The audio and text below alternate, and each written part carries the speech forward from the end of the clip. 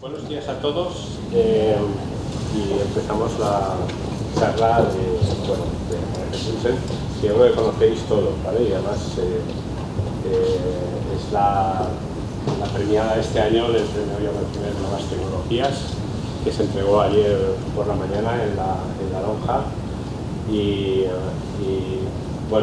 estoy trayendo un poco de las cosas que hace la Fundación alrededor de los Jaume I y bueno, comentaron si nos importaría que María Jesús estar aquí, por supuesto, pues encantado, ¿vale? Yo os leo brevemente un poco el currículum. Ella es doctora en químicas por la Universidad Jaume I, es jefa del laboratorio de polímeros terapéuticos y coordinadora del programa de cáncer en el Centro de Investigación Príncipe de Felipe. Es directora científica de la plataforma de equilibrado en el CIF y ha coordinado el programa de cáncer en el CIF también desde 2024 y ha ejercido como directora científica en algunas tareas institucionales. Es gestora en la Agencia Española de Investigación en Materiales para Biomedicina, ha formado parte de numerosos consejos asesores internacionales y en la Junta Ejecutiva de la Sociedad de Liberación Controlada y es presidenta electa. En 2023 es redactora jefa de la revista Advanced Drug Delivery Reviews, que seguro que todos conocéis. Tiene 158 publicaciones, titulada en 15 patentes, 6 de ellas bajo licencia, y en 2012 cofundó Peptide Therapeutic Solutions, que es ahora CuraPath, que seguro que suena también, que cuenta en la actualidad, es una empresa grande con más de 100 empleados en Valencia y en Boston. Bueno, para nosotros de verdad que es un placer que estés aquí y que, pues que nos cuentes un poco acerca de lo que hacéis en nuestro grupo de investigación. Muchísimas gracias, Ramón. Bueno, pues muchas gracias, es un placer estar aquí. Ya nos conocemos mucho casi de vernos día a día.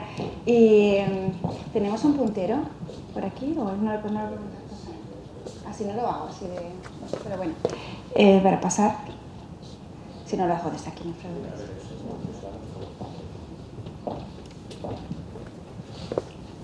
No pensaba, antes, perdonad. Bueno, lo que vengo a contaros un poquito hoy, sin profundizar mucho, aunque son nuestras últimas publicaciones que hemos hecho estos años, pero lo que hacemos en el laboratorio últimamente es intentar entender cómo modificando nuestros sistemas poliméricos, sabéis que trabajamos con nanofármacos, con polímeros terapéuticos, podemos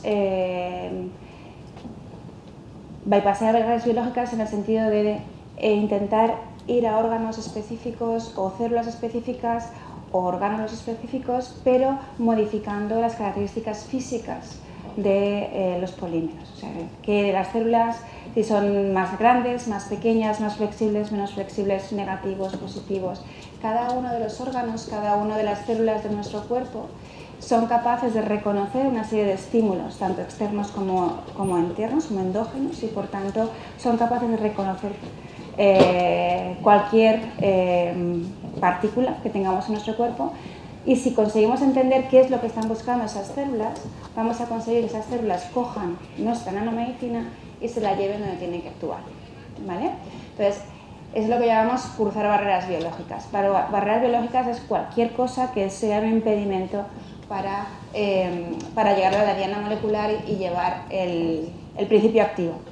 Entonces, antes de todo, os presento el laboratorio, que muchos ya los conocéis. Es un laboratorio interdisciplinar donde lo que hacemos principalmente es intentar entender la biología.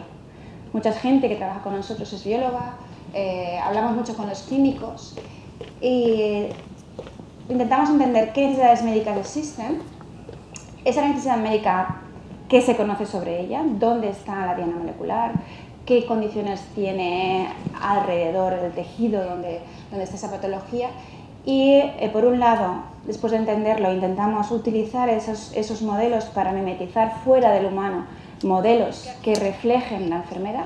Trabajamos mucho con modelos derivados de paciente, organoides, PDX, y luego utilizamos nuestra caja de herramientas químicas, porque en el fondo somos químicos de materiales, e intentamos que esos materiales que tenemos engañen a nuestro cuerpo para que consigan llegar a la diana, y lo testamos en esos modelos preclínicos que representan al humano. Y en el proceso, como sabemos también, hemos hablado mucho con clínicos, que cada uno de nosotros somos completamente distintos, entonces no todas las nanomedicinas valen para todos los pacientes. Lo que intentamos es buscar biomarcadores funcionales e intentar estratificar a aquellos pacientes que se pueden beneficiar de las nanomedicinas que nosotros hacemos. En lo que hablamos de biomarcadores funcionales, no es lo mismo que hacer un perfil genético de un paciente. Nosotros trabajamos con nanofármacos. Los nanofármacos son profármacos macromoleculares, muchos de ellos. Entonces se tienen que activar en nuestro cuerpo específicamente. Lo que queremos conseguir es que lleguen al sitio de acción, hacemos un targeting y una vez allí liberen el cargo y sean efectivos. Para que liberen el cargo y no lo liberen antes, tienen que activarse en el sitio de acción. Y en ese sentido tenemos que buscar tanto iniciadores o triggers endógenos como exógenos para hacer esa especificidad una realidad. Esos biomarcadores funcionales van desde condiciones que hay en el medio, por ejemplo, si hablamos de un tumor, en el microambiente tumoral, pues de un potencial redox o un pH más o menos ácido, la presencia de proteasas, y aún así podemos relacionarlo también con carga genética y qué gen tenemos que mutar o qué diana molecular tenemos que hacer, pero realmente cuando hablamos de biomarcadores funcionales hablamos de características del paciente que son capaces de activar selectivamente el nanofármaco que hacemos, ¿vale? Entonces tenemos, dentro de, por ejemplo, de un cáncer de mama, de los 4 subtipos que hay, no es lo mismo un triple negativo que un luminal A. Un triple negativo, el ambiente tumoral es mucho más reductivo, tiene una capacidad redox, una concentración más alta de la proteína GSH que en un luminal A, donde en un luminal A tenemos mayor cantidad de ROS, por ejemplo, de Reactive Oncoming Species, ¿vale? Entonces, lo que hacemos es querer solucionar un problema que existe y queremos no hacer cosas que no queremos tapar la estrategia clásica de descubrimiento de fármacos, sino que nosotros queremos contribuir a ella utilizando terapias avanzadas en nanomedicina, porque muchos de esos fármacos en la forma tradicional de ser descubiertos, la cantidad que desde cuando empezamos hasta realmente lo que llega al paciente es menos de un 5%, y eso hay que aumentarlo. Y hay enfermedades donde eso es un problema mucho más real y no hay una solución, como tumores metastásicos o enfermedades neurodegenerativas. El principal problema es la barrera biológica que tenemos que cruzar, principalmente. Hemos decidido hacerlo con nanomedicina, entonces tenemos que ser conscientes que un nanofármaco es aquella cosa que tiene al menos 2 componentes y por definición es algo que es complejo. Entonces cuando trabajamos con algo complejo y somos químicos, pues tenemos que hacer una química que no complique más de lo que sea necesario y pensar que siempre en la mente queremos llegar al paciente. Lo que queremos hacer es que cuando llegue al paciente llegue algo que sea coste eficiente, que sea algo que se pueda poner en la seguridad social y que sea accesible para todos. Por tanto, la química que vamos a hacer, los procesos de control para hacer en un escalado una manufactura, van a ser muy simples. Muchas gracias. Van a ser muy simples. Entonces, la química que hacemos es química que no deja o intenta dejar muy poquitos residuos en el proceso, que sea muy eficiente cuando en vez de hacer miligramos o gramos hagamos kilos y que además de los materiales que elegimos y la química que elegimos, que cuando lleguen al paciente sean lo menos tóxicos posible. Entonces trabajamos con materiales que se degradan como metabolitos endógenos como son los aminoácidos y por eso trabajamos con polipéptidos. Entonces tenemos que hacer una química simple pero controlar el proceso analítico para saber qué tenemos en el vial. Si no sabemos lo que tenemos en el vial no llegamos rápidamente a las agencias regulatorias, por lo tanto tenemos que definir muy bien la identidad del compuesto, pero también cómo se presentan barreras biológicas. ¿Por qué decimos esto? Porque realmente la farmacocinética y la farmacología de una nanomedicina, porque es más grande, es más compleja, se puede deformar o puede, entre comillas, tunearse cuando estamos en presencia de cualquier barrera biológica, no es igual que cuando tenemos un fármaco pequeño, cuando tenemos un anticuerpo solo, cuando tenemos una cosa que es muy discreta, muy no polidispersa, ¿vale? Muy monodispersa. Entonces, la cinética tenemos que mimetizarla con modelos preclínicos adecuados. No es lo mismo utilizar o inyectar una pequeña molécula que tiene un tiempo de vida media de minutos que una nanomedicina que puede tener una vida media de días. Y la acumulación en el cuerpo es distinta. Las preguntas que les hacemos a los modelos preclínicos se responden de forma distinta y no hay un modelo preclínico que nos dé una solución completa. Tenemos que saber qué modelos tenemos, caracterizar esos modelos preclínicos, tanto modelos celulares como modelos animales, y qué complementariedad tenemos que buscar para tener el espectro que necesitamos para interpretar bien esos biomarcadores funcionales que os comentaba y saber a qué pacientes podemos ayudar. Entonces,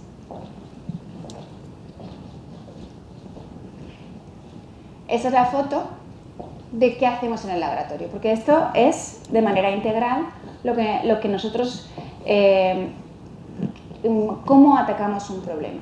Como os he dicho, preguntamos la identidad. Estos son los parámetros que nosotros normalmente medimos cuando diseñamos una nanomedicina y las técnicas de caracterización, porque las que utilizamos necesitan ser capaces de identificar qué ocurre con nuestras nanomedicinas en fluidos fisiológicos. No vale en agua, no vale en diclorometano. Tenemos que saber qué ocurre con nuestros sistemas en suero, en líquido cefalorraquídeo, etcétera, etcétera, etcétera. ¿Por qué? Porque, como os comentaba, la solución, la conformación-solución, cómo se presenta, no solamente qué hay en el vial, que eso seguro que tenemos que saberlo por las agencias regulatorias, sino cómo se presentan las barreras biológicas para cruzarlas, determina su efecto terapéutico. ¿Vale?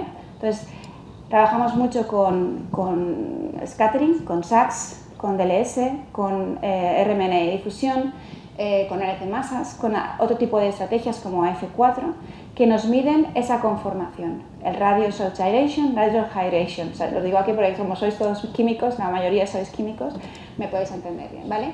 Entonces, queremos saber si tenemos una esfera, si tenemos una bola de rugby, si que queremos un fideo, porque dependiendo de la conformación que tenga nuestro nanosistema, vamos a ser capaces de ver dónde llegamos. Y no solamente eso, no solamente es qué forma tienen, sino cómo se presenta, si es negativo, si es positivo, si es neutro, ¿vale? Si es hidrofóbico, si es hidrofílico en la superficie, ¿vale? Eso es muy, muy importante para poder entender qué ocurre después.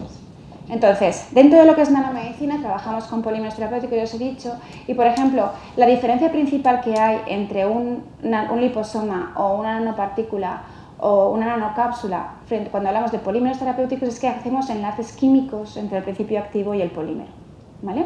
Entonces, depende de qué estamos uniendo como principio activo, los enlaces o el propósito de esos enlaces o cómo hacemos esos enlaces es distinto. Si unimos un anticuerpo o una proteína, ese enlace tiene que ser regioselectivo. Tenemos que tener un enlace que sea muy específico para unirlo en el sitio donde no molestemos al centro activo de la proteína y no la deformemos. Si queremos conseguir protección y queremos mantener su actividad. Cuando trabajamos con pequeña molécula, y trabajamos mucho en terapia de combinación porque somos fieles clientes de que enfermedades complejas no son capaces de ser atacadas por una vía únicamente, sino que tenemos que atacar más de una vía a la vez para ser más efectivos. Trabajamos con un polímero que es multivalente. ¿Qué significa multivalente? Que tenemos mucha carga de grupos funcionales donde podemos modificar y unimos con enlaces que responden a esos triggers, esos estímulos endógenos que os comentaba antes. Entonces, y luego podemos o no poner un grupo director. Lo que queremos últimamente nosotros es no necesitar este grupo director, sino que el propio sistema, como está diseñado, llegue donde tenemos que llegar. También trabajamos mucho últimamente en poliplejos, no os he puesto nada porque todavía no tenemos muy poquitas publicaciones en esa área, pero trabajamos mucho en poliplejos, que es cuando queremos transportar una información génica, un DNA o un RNA. No tenemos un enlace químico, tenemos unas fuerzas electrostáticas, pero son tan fuertes que está dentro del campo de la familia de polímeros terapéuticos, porque para romperlas necesitas un cambio de las condiciones donde tienen que liberarse, ¿vale?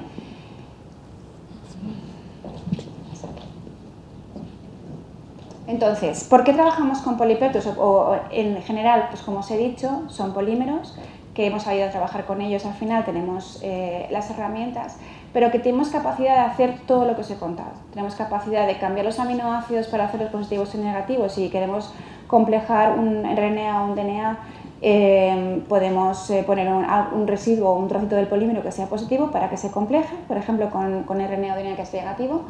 O podemos tener multivalente, como si utilizamos poliglutamato, que trabajamos normalmente, o poliaspartico. O podemos tener un sistema híbrido donde podemos utilizar un core que tenemos un metal para iniciar una polimerización, y nos da mucho juego para tener diferentes tipos de portadores para diferentes tipos de cargos de naturaleza de principios activos. Y ya hay ejemplos de polipéptidos incluso como genéricos aprobados por la FDA, como es la copaxona, por ejemplo, que es para esclerosis múltiple, que al final es un fármaco polimérico. Los polímeros como tal, los polipéptidos, tienen actividad. Nos encantan porque no son cosas negras. Ahora estamos estudiando muchísimo y vemos, con todo lo que estamos haciendo, vemos que el polipéptido por sí solo tiene un efecto en el tumor microenvironment. Si queremos cáncer, está haciendo algo en la matriz, solo el polímero. Pero tenemos que entender todavía por qué y qué es lo que está haciendo. Si trabajamos con un sistema que tenemos una degeneración, una muerte celular que no queremos que esté ahí, el polímero, dependiendo de cuál, podemos hacer que sinergice con nuestro fármaco para que regenere más rápidamente, porque es como alimento para las células. Entonces estamos viendo que el polímero por sí solo tiene un efecto. Entonces eso ya se vio con la copaxona, que eran 4 aminoácidos que activaban el sistema inmune, que se utilizan para esclerosis múltiple, y luego tenemos muchos de ellos, como el Opaxio, que es el clásico conjugado polímero fármaco de poliglutamato plaquitaxel, que llegó hasta fase 4, y las micelas poliméricas de Catao. Pero más y más vamos a sistemas híbridos, donde tenemos las ventajas y desventajas de casi diferentes tipos de nanofármacos. Y por ejemplo, estamos trabajando con sistemas, tenemos liposomas que encapsulan conjugados poliméricos, por ejemplo, donde tenemos un mayor efecto EPR del liposoma que se acumula, y luego una mayor sostenibilidad en la liberación del principio activo que lo consigues con un conjugado polimérico. O tenemos sistemas que en el core tenemos un gadolinio, un zinc, donde lo utilizamos tanto para photodynamic therapy como para MRI, ¿vale? O para radiosensibilizar tumores recurrentes como puede ser el de próstata o el de glioblastoma, ¿vale? Entonces estamos yendo hacia utilizar diferentes características de otro tipo de nanomedicinas, implementándola con los efectos químicos que hemos aprendido del utilizar los polímeros. Y utilizamos polipéptidos porque nos gusta trabajar con polipéptidos porque sabemos cómo controlar su estructura. Trabajamos con polipéptidos sintéticos que la forma de hacerlos es por polimerización de apertura de anillo de aminoácidos activados como N-carboxianhídridos, ¿vale? Si esto es un aminoácido activado como N-carboxianhídrido, y lo único que necesitamos es tener una amina o un nucleófilo para que reaccione y abra el anillo y empiece a polimerizar. Pero si dejamos esto solo, sin ningún control de la reacción, todas estas son reacciones secundarias que pueden ocurrir. Entonces eso es lo que llamamos la polidispersidad.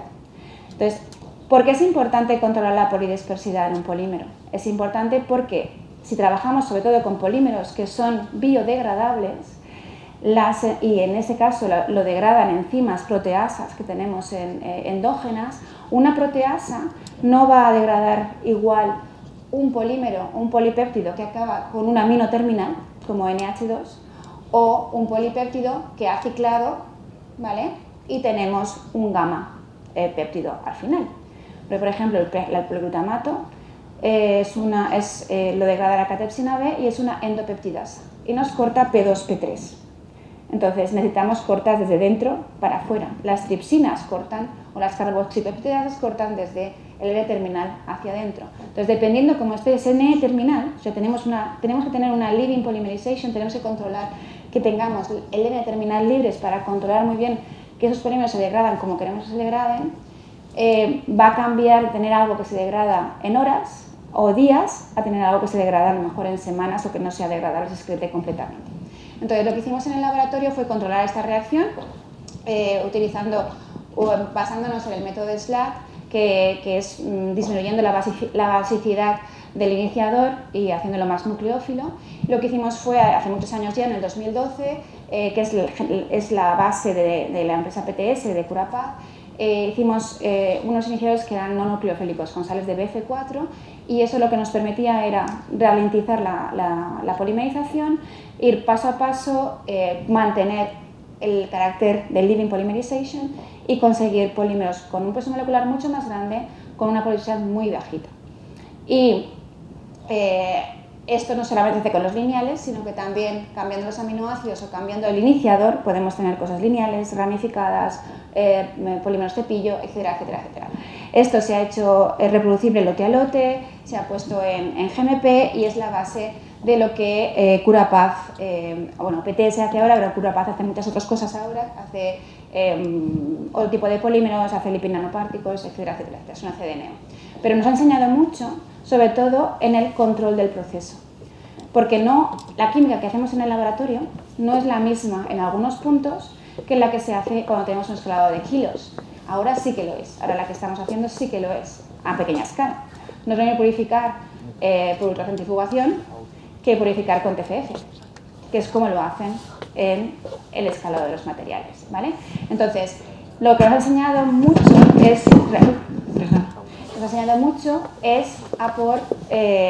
desde muy al principio de la cadena donde hacemos los sistemas, el controlar los procesos para que sepamos que cuando tengamos algo que funciona sea fácilmente escalable y podamos manufacturarlo. Eso, el primer lote que se hizo, de hecho se hizo delante del laboratorio, se lo hizo Dani y Lucio, que lo conocéis, como que controlamos el grado de polinización, controlamos el lote a lote, y lo que vimos a este momento es que cuando cambiamos la conformación podemos también cambiar las propiedades de los polímeros, no solamente a nivel de peso molecular, sino a nivel de solución en conformación.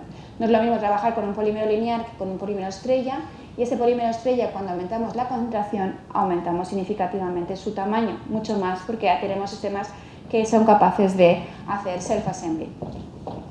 Entonces, es el trabajo de Aroa y Vicent, que llegó a un par de patentes o 3 que también están licenciadas a Curapaz, porque estos nos dan mucho juego de tipo de sistemas. Se hizo pensando y viendo el trabajo de Smayer con el BTA, que queríamos algo supramolecular para aumentar el peso molecular, para tener más tiempo de circulación sanguínea y cruzar la barrera hematoencefálica. Eso fue el inicio del proyecto.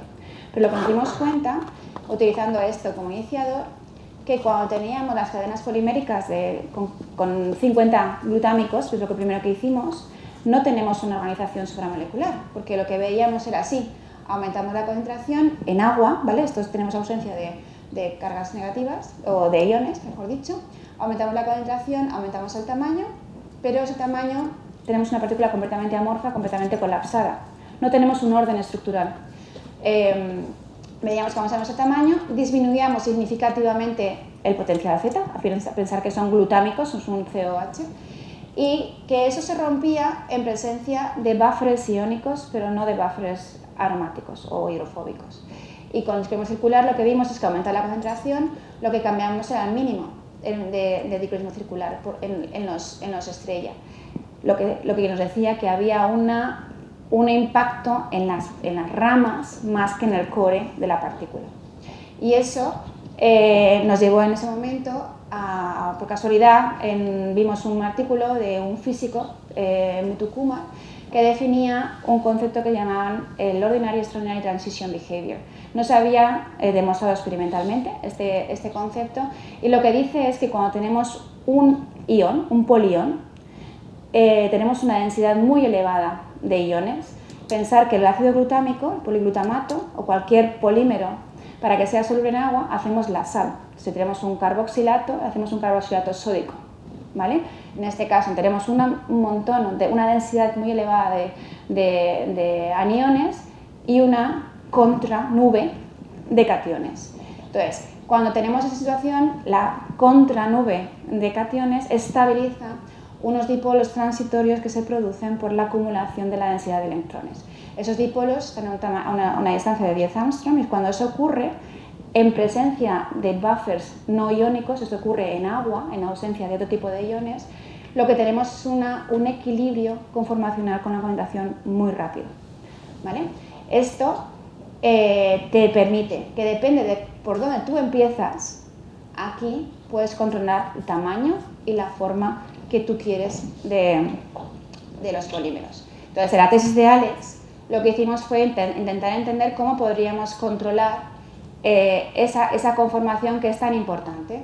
Entonces, empezamos a jugar con la parte hidrofílica y hidrofóbica, eso es el BTA, ¿vale? Con la parte hidrofílica y hidrofóbica de los polímeros, con la longitud de las ramas e incluso con los contraiones de los que hacíamos el poliglutamato. Entonces, en vez de hacer un poliglutamato sódico, hicimos de litio, de potasio, de amonio, etcétera, etcétera, etcétera. Entonces, lo que nos encontramos con esto es que cuando tenemos un sistema BTA con unas ramas muy cortitas, sí que tenemos una supramolecular. Tenemos fibras que son capaces de alinearse debido al core hidrofóbico. Tenemos una parte hidrofóbica mucho más importante que la parte hidrofílica y, por tanto, es la que domina el assembly. Y tenemos fibras que estamos trabajando en lesión medular, por ejemplo, porque somos capaces de guiar al crecimiento celular.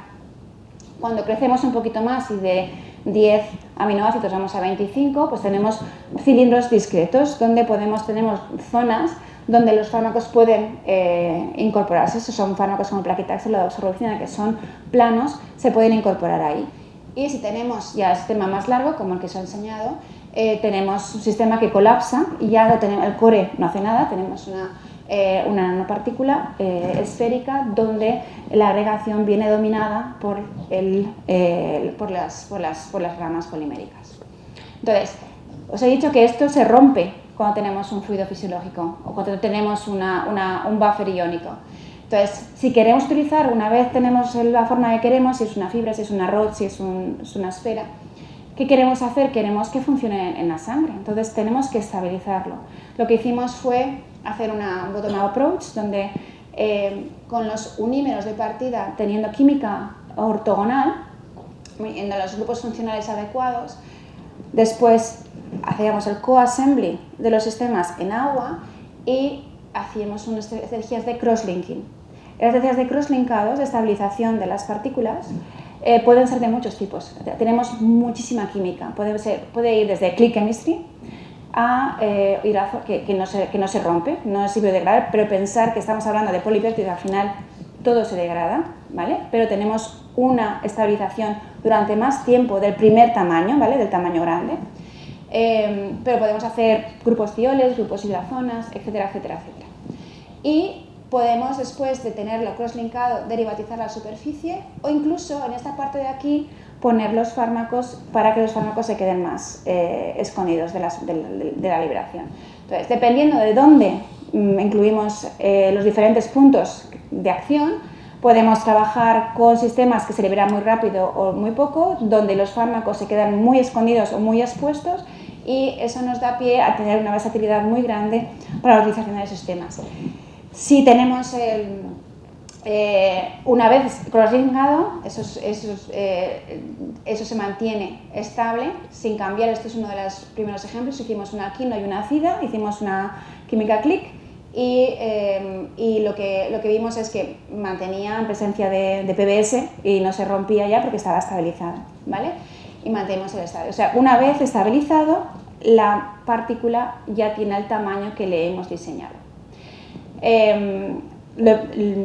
Ahora lo que estamos haciendo con la tesis de María y en colaboración con Víctor Sebastián y Jesús Santa María es utilizar sistemas de flujo para poder hacer ese cross-linkado de forma controlada, tanto con thioles como por otro tipo de química, porque pensar que cuando queremos hacer sistemas de self-assembly escalado en kilos, la química de bulk puede ser que no funcione. ¿Por qué? Porque tú necesitas una organización específica para que las cosas se pongan juntas. Pero cuando tú quieres escalarlo en kilos, tú no puedes tener un reactor de toneladas. Entonces, si no es una química de flujo, donde de forma localizada, puntual, te está controlando esa concentración de self-assembly, no vamos a poder llegar a cabo. Entonces, ahora para hacer esto en escalado en kilos, estamos implementando química de flujo, tenemos controlados los sistemas y la verdad es que funcionan súper bien.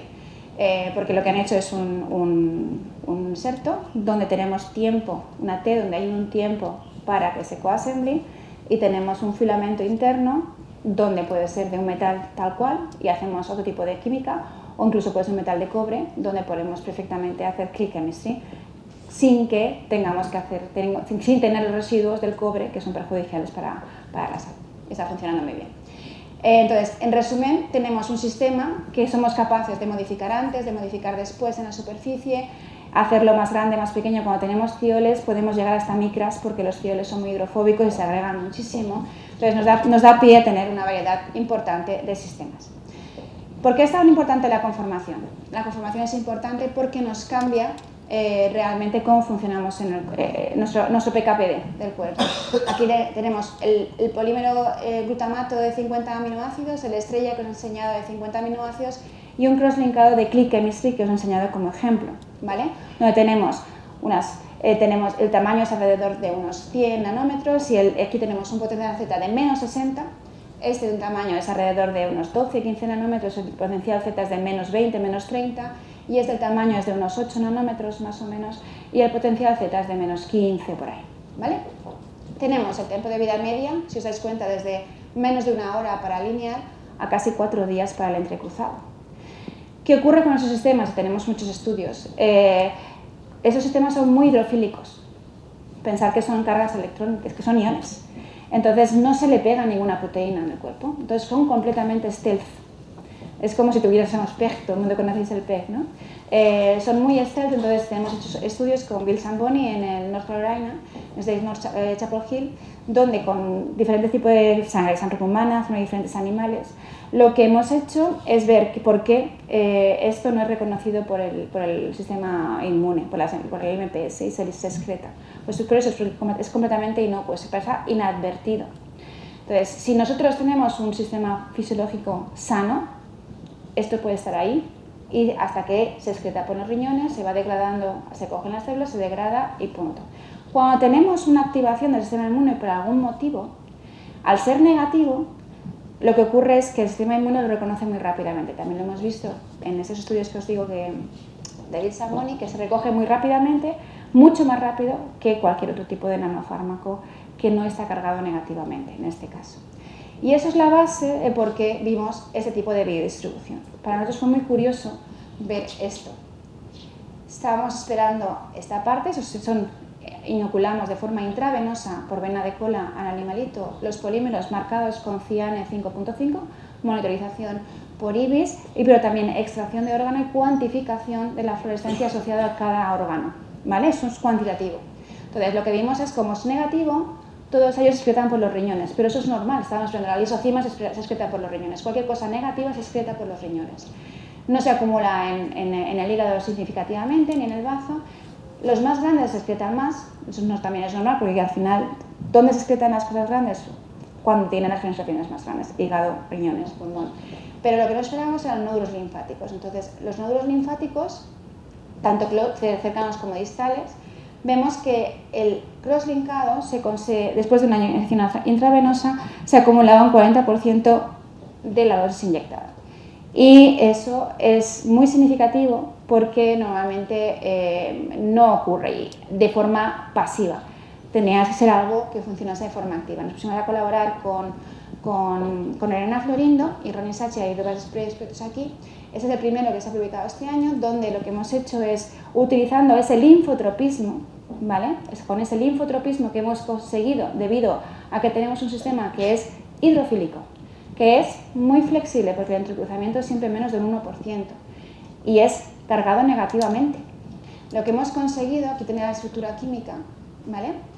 Es, en este caso, lo que hemos conjugado en la superficie, porque queremos que se exponga, que quede muy en las antigen presenting cells, dos antígenos, son dos péptidos, uno que se reconoce el complejo MCH1 y el otro que reconoce el MCH2 del GP100, que es de melanoma, y hemos hecho una vacuna multivalente. Como veis aquí, los péptidos están unidos con un grupo tiol.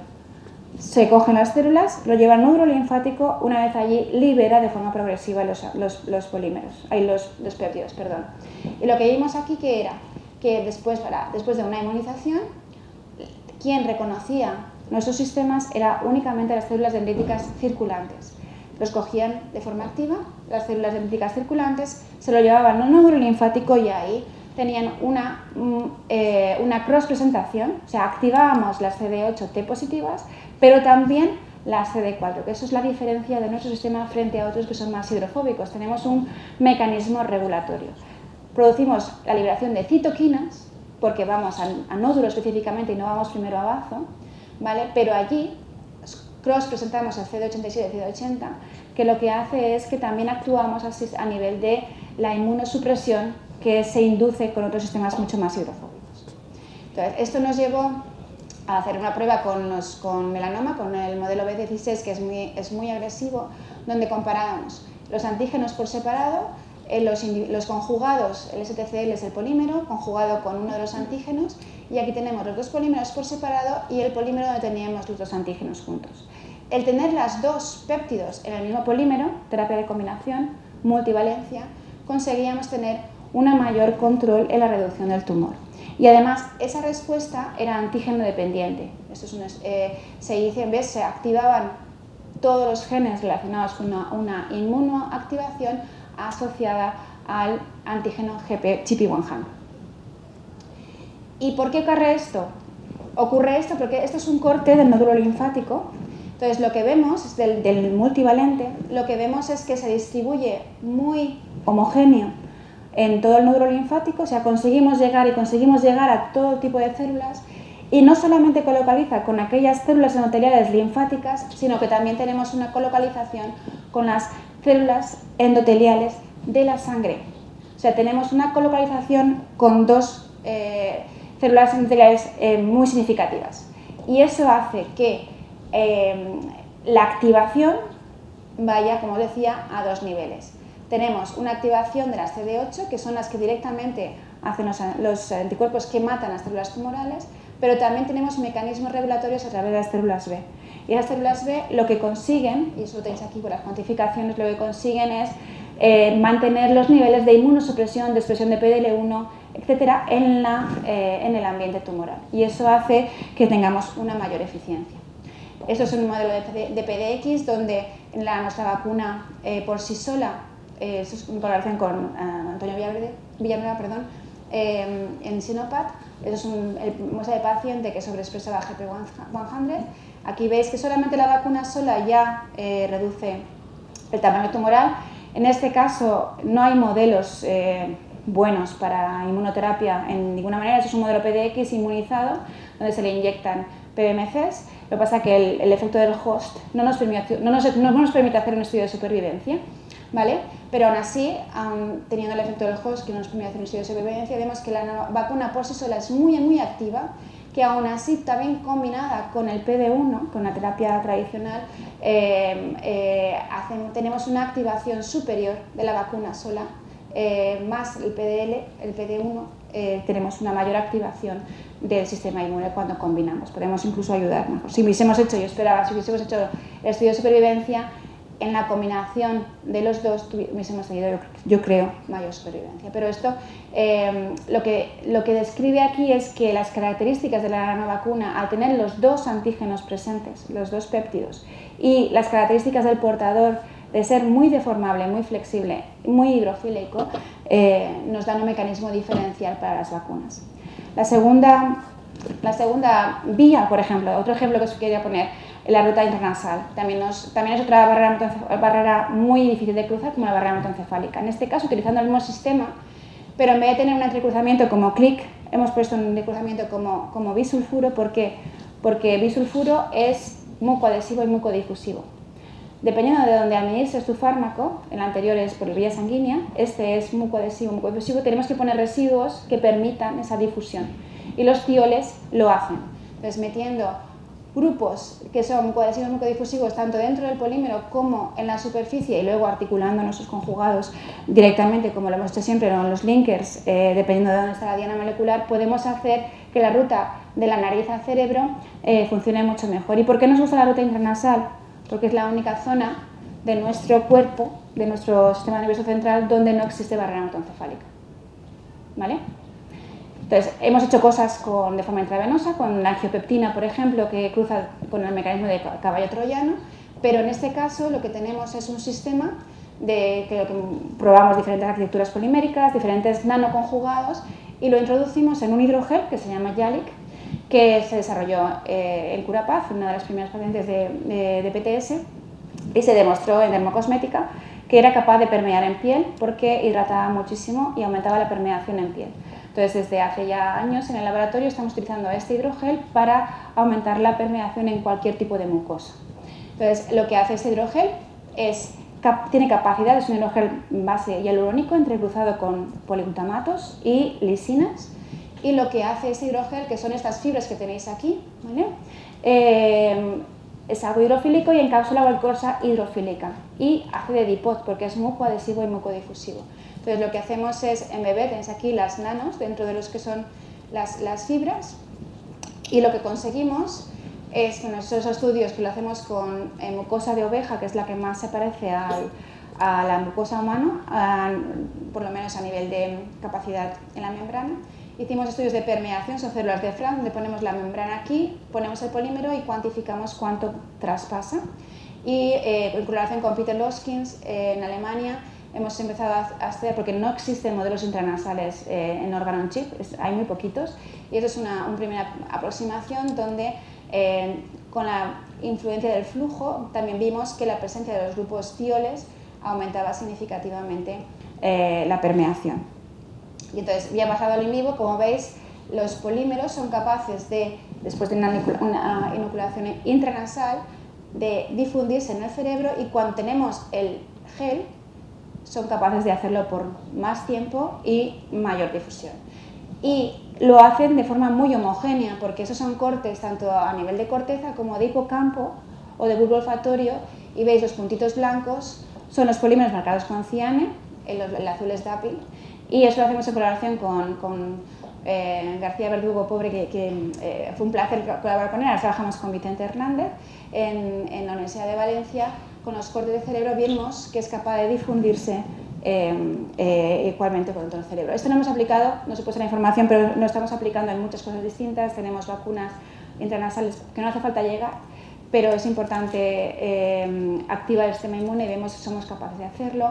Estamos colaborando con la Vall d'Hebron y la Universidad de Barcelona en Parkinson. Tenemos proyectos de la Caixa en Parkinson, donde vemos que esos sistemas son capaces de ayudar a proteínas como el GBA para llegar a la sustancia negra y aumentar la plasticidad de los pacientes. Y en glioblastomas, sobre todo, tenemos mucha actividad con varios proyectos que trabajamos con Julia Lorenzo con el modelo, y trabajamos con Maastricht implementando técnicas de MS Imaging para cuantificar cuánto llega a tumor por cuantificación por imagen, porque es muy difícil cuantificar en cerebro.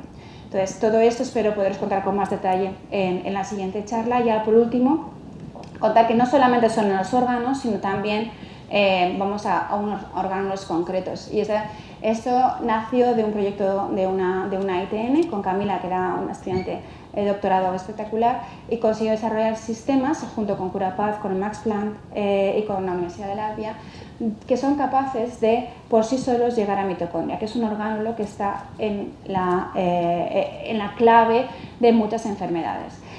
Llegar a un orgánulo como la mitocondria es algo que es súper importante, y hay cada vez más y más investigación en ello.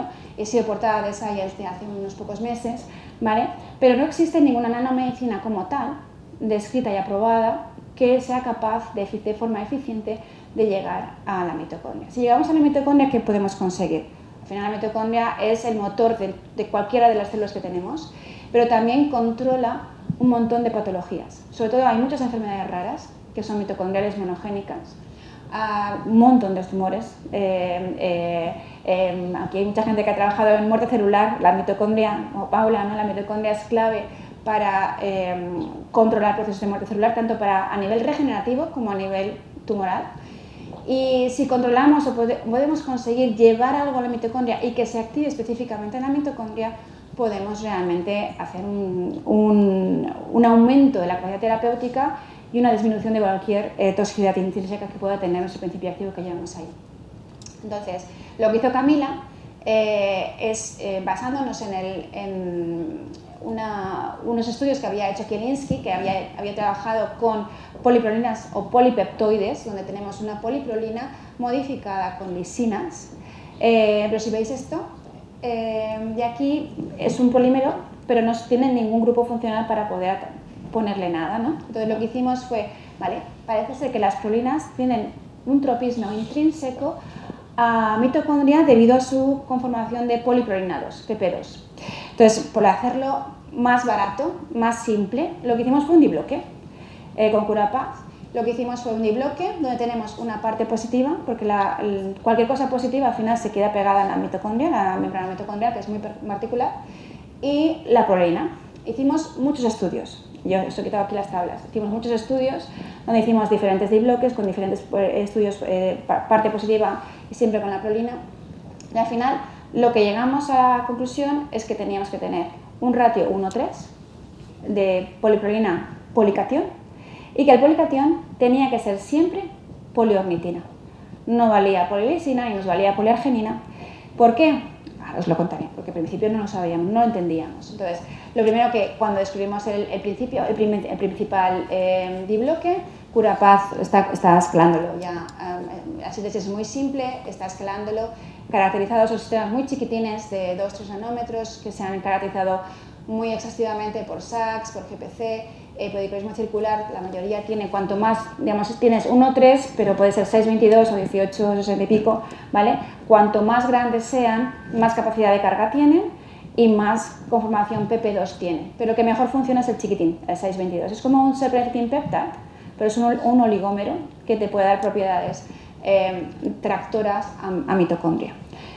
Entonces, eso es el escalado, donde se hizo un diseño experimental para hacer el proceso y para hacer también los procesos de escalado, y el 6B, que es nuestra principal unidad, se hace ya multigramo a escala.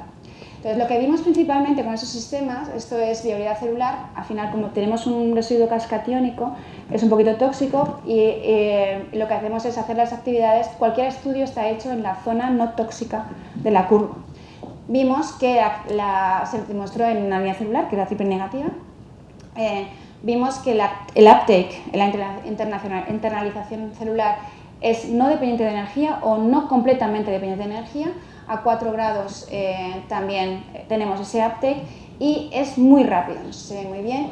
En solamente 15 minutos vemos una colocalización total, vemos moradito, ¿vale? El polímero, esos son los lisosomas, la marcador mitocondria es rojo, el polímero está en azul y veis aquí que la célula está completamente morada, es muy rápido. Tenemos un uptake muy rápido en la mitocondria por mecanismos no dependientes de energía. No sé si puedo... Si veis, esto hemos reproducido en 3D ahora y estamos ahora en el punto de validarlo en modelos in vivo. Funciona muy rápido, tanto el 622 como cualquier sistema de 1.3. Pero ¿por qué ocurre esto? ¿Por qué va a mitocondria tan rápidamente? Mitocondria, sabes que es un orgánulo que está polarizado. Entonces, la forma que tenemos en Confocal es utilizar un mitotracker red o mitotracker green, que vemos mitocondria. El mitotracker, creo que es el mitotracker red, no depende de la polarización de la membrana. El mitotracker green sí que depende de la polarización de la membrana, entonces cuando está despolarizada, lo he dicho al revés, pero bueno, la despolarización de la membrana afecta al mitotracker red, pero no al green. Entonces, si veis aquí el mitotracker green, pusimos un sistema donde el CCP que despolariza la membrana mitocondrial. Vemos que continúa marcando el mitotracker red, no marca el red, pero sí que marca el green, y el nuestro, que es azulito, es igual que el green, ¿vale? No depende de la polarización de la membrana. Tenemos una colocalización mitocondrial no dependiente de polarización de la membrana, y aquí está cuantificada. Entonces, ¿qué pasaba? Pensamos, al principio, trabajando con el Labdia, tenían una sonda que dirigía directamente a cardiolipina. ¿Qué hay diferente en la mitocondria que no hay en otra parte de la célula? Es un lípido que se llama cardiolipina, que es único de mitocondria. Entonces, lo que hicimos fue un estudio con el Instituto, con Labdia y con el Max Planck, donde, por un lado, hicimos una interacción, un binding, para saber si nuestros compuestos interaccionan más o menos con cardiolipina, in vitro y ex vivo. Y en Max Planck, ya quisiera resumir un trabajo muy largo, esas son vesículas teóricas donde están formadas por diferentes lípidos. Únicamente aquellas vesículas que tenían cardiolipina como uno de los lípidos en su composición tenían una colocalización. Y más allá, lo que habíamos visto es solamente aquellos polímeros, aquellos dibloques que eran poliornitina, poliprolina, clusterizaban en esas zonas donde había la colocalización, ¿vale? La diferencia entre los cationes venían de que únicamente la clusterización en esas vesículas teóricas ocurría cuando estaba la poliornitina. Ya pasando y vemos la diferencia, o sea, hay una clusterización y hay una interacción directamente con cardiolipina. Pensamos, y eso es lo que estamos validando ahora en vivo, que el mecanismo tractor es una deformación de la membrana interna de la mitocondria debido a esa acumulación en cardiolipina, y la acumulación en esa clusterización hace un efecto tractor porque deforma y se queda acumulado ahí el polímero, ¿vale? Pero eso estamos demostrándolo ahora en vivo y no tenemos la historia completa todavía, que esperemos tenerla pronto. Cuando vamos a la actividad biológica, lo que vemos es que nosotros estamos actuando directamente en la mitocondria. Hay un efecto estudiado con el Seahorse de la FE, vemos que hay una diferencia en la actividad mitocondrial de los sistemas a nivel de la producción de ROS, de los niveles de radicales libres. Veis aquí que tenemos un aumento con la presencia de los diferentes polímeros. 6B, 6H, 6I son los diferentes dibloques, más o menos más grande, más pequeñito, más grande. Estudiándolo también con el Seahorse y con el Ouroboros, lo que vimos al final, donde estábamos actuando la mitocondria, era en el complejo 1 del OXFOS, ¿vale? Estamos atacando directamente en la cadena de producción del ATP y en la cadena de producción de los radicales. Y eso, cuando trabajamos con el oligómero chiquitín, al final lo hacemos demasiado fuerte y todo. Porque si os dais cuenta que con microscopía electrónica nos estamos destrozando las mitocondrias. Eso tampoco lo queremos. Entonces, ¿qué hemos hecho? ¿Qué hemos hecho con esto? Sabemos que por sí solo puede tener una sinergia porque actúa destrozando las mitocondrias, que solamente lo puedes trabajar en cáncer. Pero lo que hemos hecho es hacerlo de forma mucho más elegante y mucho más sutil. Si tenemos un residuo que interacciona muy rápidamente con una membrana, lo que necesitamos es ponerle o decorarlo con algo que fluidifica membranas, que hace que esa interacción sea mucho más sutil. Y para eso lo que hicimos fue poner este residuo, que es el que veis aquí en amarillito, conjugado con un poliglutamato, con un anión. Pensar que es una poliornitina poliprolina, cargado positivamente, lo hemos unido químicamente a un polianión. Entonces, lo que hace el polianión es con un enlace no biodegradable, no hace falta que se separen, aunque sí que la idea que llevamos con esto es ir un poco más allá y el enlace que se separe únicamente cuando estamos en mitocondria, estamos haciendo enlaces que se rompen en presencia de ROS, en presencia de radicales.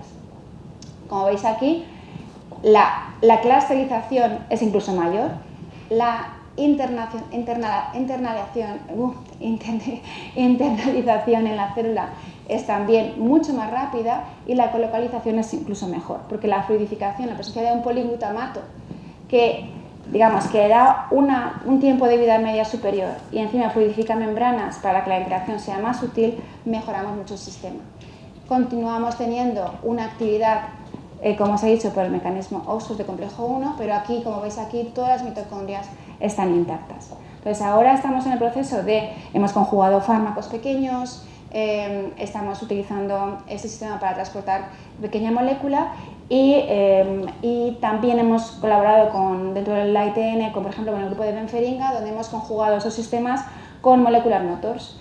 Y lo que hacemos es mantener el molecular motor sin ningún problema, teniendo su capacidad de rotación.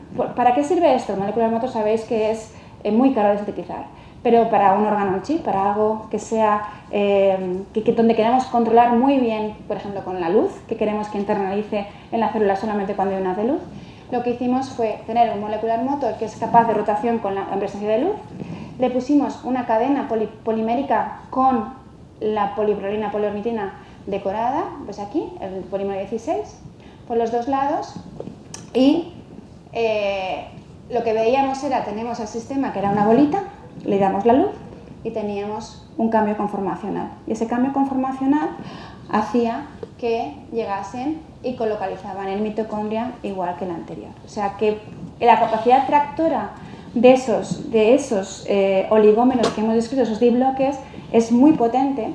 Y, por ejemplo, lo hemos utilizado también no solamente en mitocondria, como llega citosol, lo estamos utilizando también para hacer transcripciones génicas. Y ahora tenemos una segunda ITN a continuación de Biomolmax, que es NADPRIME, que está Tani Bet trabajando con ella, y está Inés, que tenemos una Marie Curie Co-Fund con Aristos, con el Cibronc, y están trabajando en mitocondria, y lo que están haciendo es intentar utilizar esos sistemas para hacer transcripción génica de DNA mitocondrial. ¿Vale? Y esto es muy importante para algunas enfermedades raras mitocondriales monogénicas. ¿Vale? Entonces, esas otras pruebas donde colgándole lo que le cuelgues, continúa colocalizando y tenemos una actividad, por ejemplo, en cáncer de manera sinérgica. Entonces, al final lo que tenemos es un sistema que a nivel de oligómero es capaz de llegar a la mitocondria porque tiene una afinidad muy particular con la cardiolipina, pero tenemos que decorarlo, tenemos que pensar en él como un fármaco tal cual y decorarlo para tener una farmacología adecuada para que actúe a nivel sistémico y que llegue a la mitocondria, porque las barreras biológicas que tenemos que cruzar son más que la mitocondria, tenemos muchas más en el cuerpo. Y con esto ya espero haberos dado ejemplos de cómo cruzamos barreras biológicas de forma distinta. Lo hacemos con muchos colaboradores, fuentes de financiación, pero sobre todo con la gente del laboratorio, que es un placer trabajar cada día con ellos, un montón de gente con mucha capacidad de trabajo y muy buen ambiente. Y muchas gracias a todos. Y eso es, bueno, cualquier pregunta. Gracias.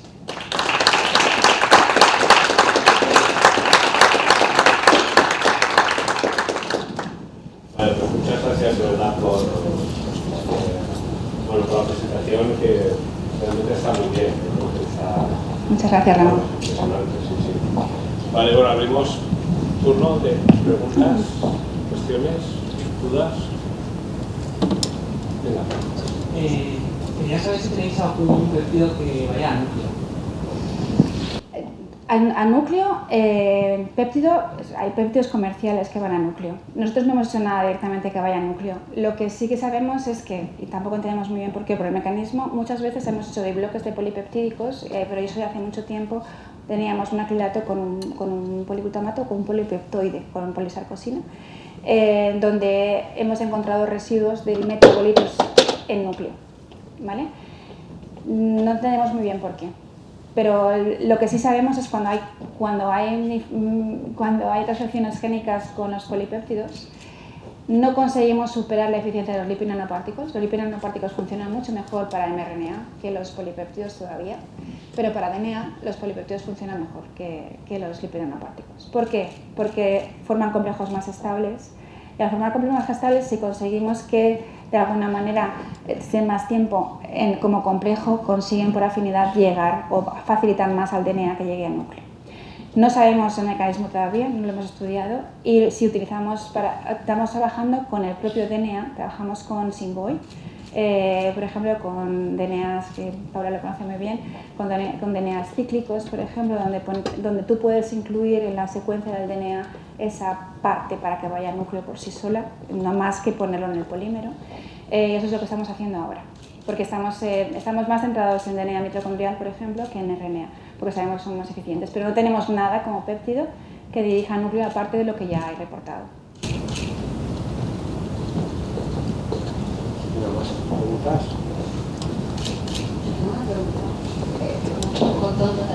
No hay ninguna pregunta tonta. Cuando hacen las celdas estas, o sea, porque yo he trabajado con celdas estas, pero era con membranas para asimilar anatómicos. Sí. Dices que utilizan la mucosa y eso no se hace muy líquido, o sea, entre la mucosa y el fármaco que no se ve tan líquido. Nuevamente la celda de France es una fita, ¿vale? Tiene dos partes. La parte de arriba, que es un contenedor, donde tú le pones el disolvente con tu principio activo que quieres medir cómo pasa. Y lo que te queda entre la parte de arriba y la parte de abajo es una fita donde tú pones la membrana. Tú pones esa membrana. Entonces, te da igual poner un filtro sintético que un trocito de piel, que un trocito de mucosa. La mucosa es más complicada, pues es mucho más moco, pero tú al final consigues estirarla, hacemos uno por uno, ¿vale? Tú la estiras, la mucosa Para hacer la permeación se puede hacer de dos maneras. Para hacer permeación puedes trabajar con tejido que está congelado. Nosotros trabajamos con una católica, los veterinarios, que nos da una mucosa y se puede congelar solamente para la permeación. No te sirve después para hacer otro tipo de actividad, pero al congelarlo también se manipula mucho mejor para la permeación. Se estira. Lo que tienes que tener mucho cuidado es que la parte de arriba quede muy bien estirada. Es como un tambor. Los tambores también se hacen con piel al final.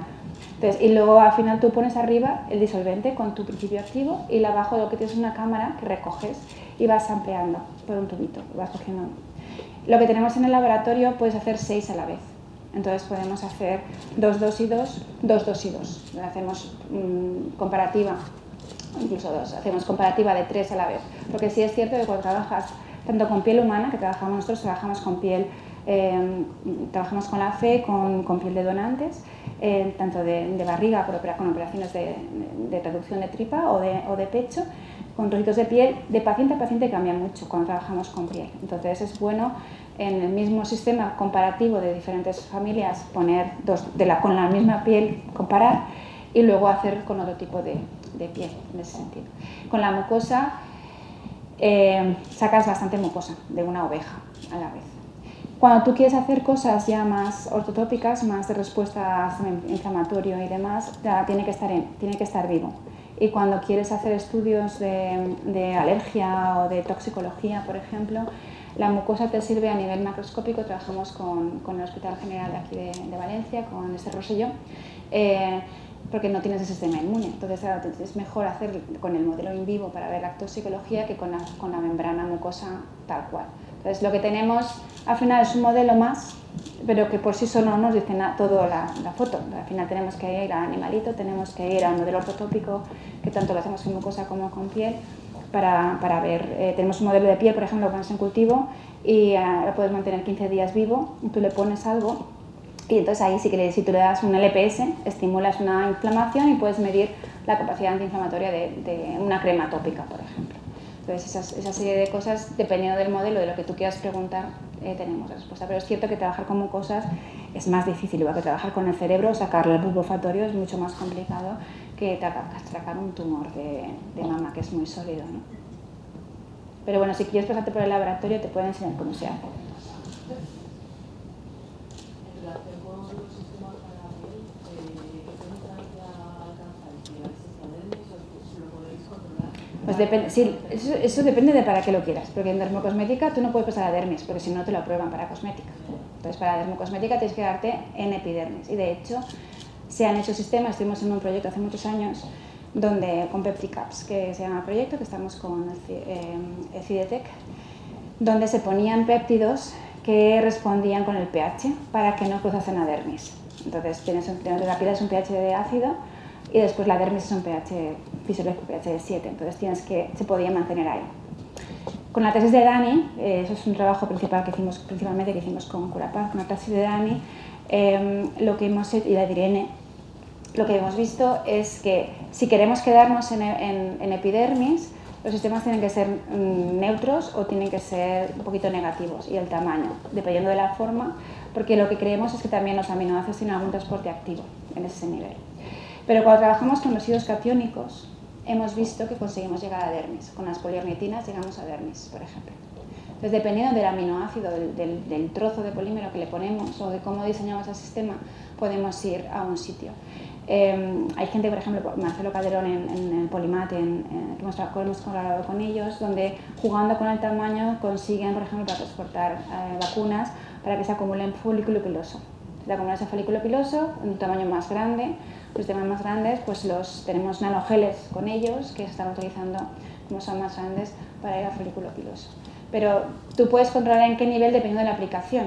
Si quieres llegar al sistémico, tienes que llegar a dermis. Si quieres llegar a dermocosmética, solamente epidermis. No, las agencias regulatorias no te lo aprueban. No tienes nombre.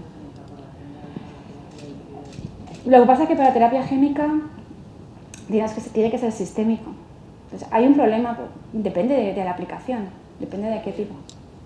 Pero si es la epidermis, claro, tienes que llegar ahí. Pero el problema de la piel para la terapia génica es el staphylococcus, ¿vale? Entonces, Con el stratum corneum al final lo que tienes es una barrera muy gorda, entonces ahí lo que tienes que conseguir es pasar esa barrera o ver qué tipo de pacientes tienes. Hay pacientes que el stratum corneum pues está dañado y a lo mejor no te hace falta, y hay pacientes que no lo tienen, entonces tienes que buscar algo que permee y que sea capaz de bypassear el stratum corneum y llegar a la epidermis. Entonces tú puedes jugar con sistemas que se queden ahí, solo puedes jugar, porque los péptidos pueden cambiar de conformación. Dime. Yo tengo una duda, porque no sé si he entendido bien lo del grupo director, ¿era para hacer targeting con los polímeros? Sí. ¿Y si actualmente se sigue haciendo y si funciona mucho mejor? Se sigue haciendo. Por ejemplo, nosotros tenemos papers con SRGDs o IRGDs, o trabajamos ahora con el trabajo de Parkinson con Marta Martínez y Julio Lorenzo con Tambente Salud, que hace péptidos como es el padre de la IRGD, que son péptidos RGD penetrantes, y tenemos uno que se llama Cerepep, que han desarrollado ellos, que es capaz de targetear para cruzar bien la barrera hematoencefálica, por ejemplo, de forma sistémica. Hemos trabajado con Angiopep hace tiempo, que es un péptido de 19 aminoácidos, que también está en clínica, el Angiopep jugado con Plaquitaxel, como tal, en fase 2 para glioblastoma. Lo hemos puesto en un polímero de forma intravenosa y targetea el receptor de LRP1, que está en la barrera hematoencefálica. El LRP1 se sobreexpresa cuando tienes una metástasis cerebral de mama o de otro tipo de tumor, pero también se está sobreexpresado en estadios tempranos de la enfermedad de Alzheimer. Entonces, para neuroprotección, por ejemplo, es adecuado porque se sobreexpresa, y tenemos papers donde hemos transportado de forma intravenosa compuestos antiinflamatorios, antioxidantes de forma activa. Se utiliza, por ejemplo, para targetear hígado con el GalNAc. Son cosas que están utilizando si quieres ir a hepatocitos. El ER2 tienes que ir. El ER2, si no vas targeteado, es una pérdida de tiempo, porque al final es algo que diferencia mucho. ¿Qué problema hay con los grupos directores? Que yo creo que todavía no se conocen suficientes que tengan una diferencia entre un tejido normal y un tejido dañado. Entonces hay primero que seleccionar muy bien qué grupo o qué funcionalidad dónde quieres ir, a qué receptor quieres targetear, y que tenga una diferencia significativa. Entonces, cuando vas paciente a paciente cuando trabajamos con modelos derivados de paciente, con los organoides, dependiendo de qué pretratamiento han llevado esos pacientes, muchas veces nos encontramos con unas cosas, con la misma nanomedicina que hacemos, cosas completamente distintas. Y eso tiene que ver, por ejemplo, tenemos los pacientes que tienen los mecanismos de MDR, que es de resistencia, o hemos trabajado con otros donde hemos visto que hay una expresión diferencial de SRC, que es otro tipo de receptores tirosinquinasas. Si tu fármaco va por esa vía, dependiendo de qué tratamiento tengan los pacientes, expresan otro tipo de receptor. Entonces, esos pacientes que sobreexpresan un receptor, sí que puede ser muy útil meter un grupo director dentro del mismo diseño, no solamente modificando el polímero, sino también poniendo el grupo director, porque si aciertas, si hay una diferencia significativa, aumentas significativamente la capacidad de acumulación en la zona dañada.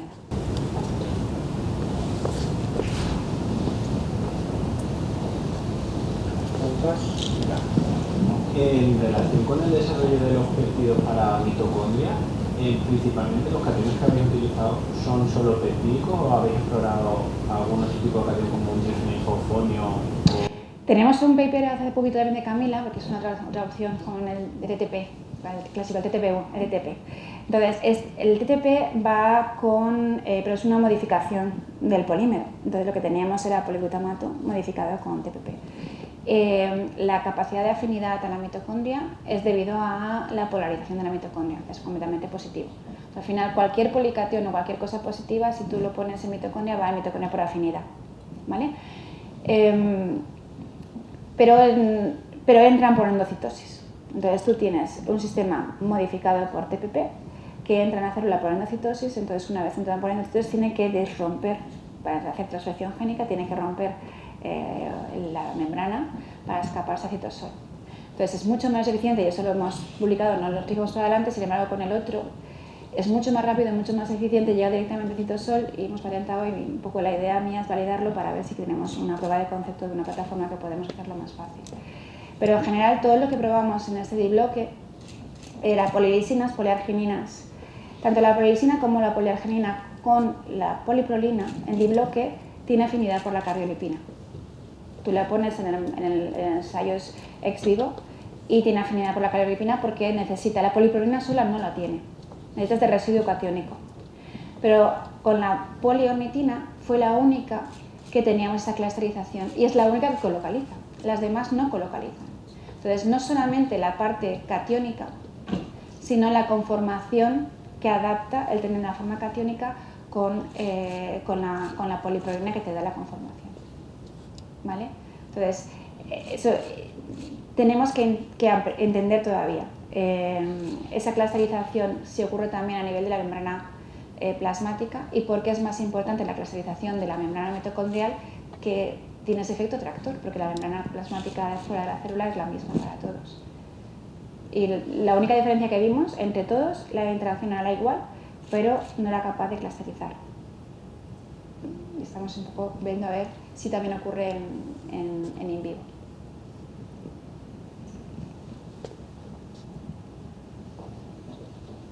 Lo que hemos hecho con el TPP, porque es más tóxico también, lo que hemos hecho es poner un velcro que llamamos, o sea, hemos hecho un poliplejo con el polímero modificado con TPP, con un RNA, un DNA, luciferasa, no me acuerdo qué fue, y después hemos hecho un velcro que es un poliglutamato polipesarcosina.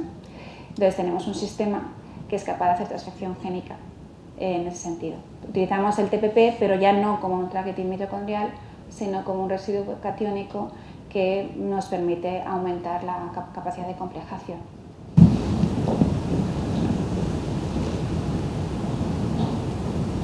¿Más preguntas? ¿Alguna pregunta más?